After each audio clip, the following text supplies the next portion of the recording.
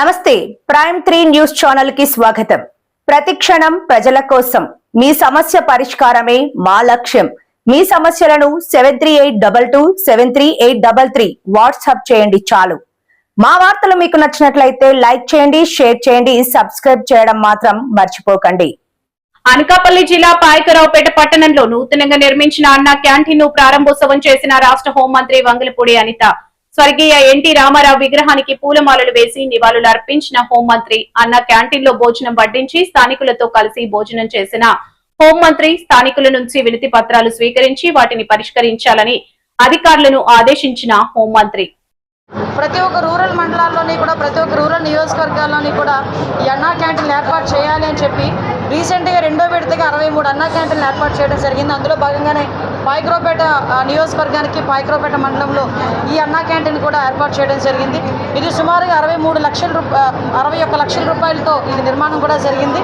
ఓవరాల్గా administrative sanction 63 అన్నా క్యాంటీన్లకి కూడా దగ్గర 38 కోట్ల రూపాయలు ఈరోజు వెచ్చించడం జరిగింది. అయితే అన్నా క్యాంటీన్ ఏర్పాటు చేయడమే కాకుండా ఇక్కడ అన్ని ఫెసిలిటీస్ ఇవ్వాలి, శుభ్రమైన భోజనం పెట్టాలి. ఏదో హైజీనిక్ లేకుండా ఇలా శుభ్రం లేకుండా భోజనం పెట్టే పరిస్థితి రాకూడదు అని ఎంతో ప్రతిష్టాత్మకమైన మనకి ఈ అక్షయ పాత్ర వాళ్ళని కూడా ప్రత్యేకంగా దీనికి ఎండాస్ చేసి ఇక్కడ భోజన ఏర్పాట్లు కూడా వాళ్ళకి అప్పచెప్పడం జరిగింది. ఓవరాల్గా ఈరోజు ఎవరైనా పేదవాడు ఇక్కడ పాయకరావుపేట హెడ్ క్వార్టర్ అనేసరికి ఎలా ఉంటుందంటే చుట్టుపక్కల రూరల్ ఏరియా నుంచి మార్నింగ్ అయ్యేసరికి ఏ పనుల గురించో లేకపోతే ఏ షాప్ ఏదైనా వ్యాపార నిమిత్తమో లేకపోతే ఏదైనా కొనుక్కోవడానికో దేనికో దానికి రూరల్ ఏరియాస్ నుంచి చాలామంది వస్తుంటారు.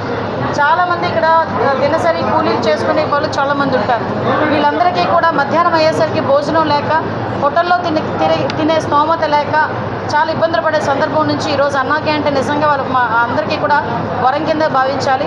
ఇక్కడ 5 రూపాయలకే మధ్యాహ్నం భోజనం, అదేవిధంగా మార్నింగ్ కూడా టిఫిన్ కూడా ఏర్పాటు చేయడం జరుగుతుంది. అదేవిధంగా లంచ్ కూడా 12 గంటల నుంచి 3 గంటల వరకు కూడా లంచ్ అవైలబిలిటీలో ఉంటుంది. ఒక సండే మాత్రమే అది హాలిడే ఇచ్చున్నారు. సో అందరూ కూడా ఉపయోగించుకోవాల్సిందిగా కోరుకుంటున్నాను. ప్రత్యేకంగా ఈ అన్నా క్యాంటీన్ అన్నది చాలా రాష్ట్రాల్లోని కూడా ప్రతిష్టాత్మకంగా తీసుకొని చేస్తున్న సందర్భం. మనందరికీ తెలుసు అమ్మా క్యాంటీన్ అని తమిళనాడులో కూడా ఏర్పాటు చేయడం, అందరినీ కూడా ఆదర్శంగా తీసుకొని ఇక్కడ అన్నా క్యాంటీన్ ఏర్పాటు చేయడం. ఆ రోజుల్లో 2019-24 టైంలో చాలా వైఎస్ జగన్మోహన్ రెడ్డి సీఎంగా అయిన తర్వాత మేమందరం కూడా చాలా బతిమాలం లిటరల్ చెప్పాలంటే, పోనీ అన్నా క్యాంటీన్ అని పెట్టేసి మీ నాన్న పేరు రాజన్నా క్యాంటీన్ అని పెట్టుకోవయ్యా బాబు, అంతేగాని అన్నా క్యాంటీన్లు క్లోజ్ చేయొద్దు అని లిటరలీ చెప్పాలంటే బతిమాలుకున్నాం. అయినా కూడా ఏదో అంటారు కదా, ఒక సైకో తత్వంతో ఉండిపోయే మనిషి కాబట్టి జగన్మోహన్ రెడ్డి ఎక్కడ కూడా కరగలేదు. 5 సంవత్సరాలు కూడా అన్నా క్యాంటీన్లు నిర్వీర్యం చేసి క్లోజ్ చేసేసాడే తప్పించి అందులో ఒక పేదవాడికి ఒక పూట భోజనం పెడదామన్న ఆలోచన కూడా రాలేదు.